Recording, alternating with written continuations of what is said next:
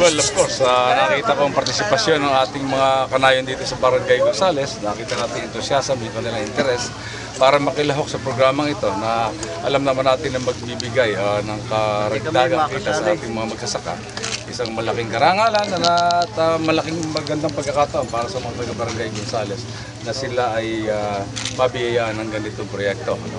At nagpapasalamat ako sa ating kaibigan si Patrick Roquel sa pagpili niya sa Tanawan sa pagtataniman ng kanyang mga herbal plants, sapagkat ito magbibigay ng magandang pagkakataon sa ating mga magsasaka na magkaroon ng karagdagang kita. Maraming salamat. Sa kamalayan po at sa awareness ng ating mga kababayan dito kaugnay sa pangangalaga sa kalikasan, ano po makikita niyong epekto ng ginagawang ito ng iFarm?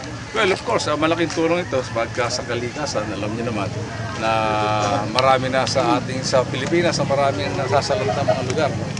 Well, of course, maayos naman dito sa Tanawan.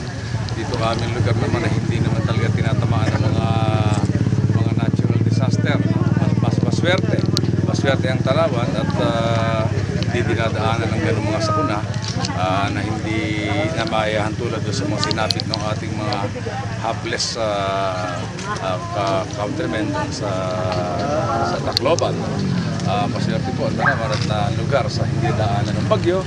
At itong ginagawang ito na pagdadagdag ng mga pananim dito sa ating bayan ay malaking tulong sa pangangalaga ang magandang environment dito. Dito ay tiyak na makakatulong sa pagkakaroon ng mas malinis na hangin. At dito naman sa aming lugar, ito at Tanawan po isa sa compliant pagdating sa pangangalaga po ng ating Taal Lake. Ang tubig po ng Taal ay ating pinapangalagaan. Isa po ang Tanawan po ay isa sa mga compliant communities city na talagang tumutulong para mapanatili natin ang magandang kalikasan dito sa aming paligid, lalo po yung sa ating Taal Lake. Mensahe niyo po sa pangkalahatan na nanonood sa atin nationwide po. Sa mga magsasaka na wala pong kasiguruhan ng pagkita, ito po siguro ang paraan na kayo ay inyong samahan at makilahok sapagkat rito nakakasiguro kayo na ang produkto nyo itatanim ay meron ng market. Hindi kayo lulugi at talagang maganda ang pagtutunguhan. Ang mga herbal plants po, ayan ay uso ngayon sa buong mundo.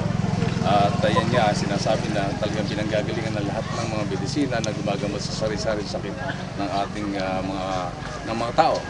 Kaya siguro dapat yung mga hindi nakakapapa kung ano ang dapat gawin sa pagbubukid, ito po siguro is paraan para siguro kayo nakapagpakinabang sa inyong gagawin pagdating sa inyong mga lugar. Mabuhay si Mayor! Mabuhay! Mabuhay na kundi ha! Mabubuhay na kundi!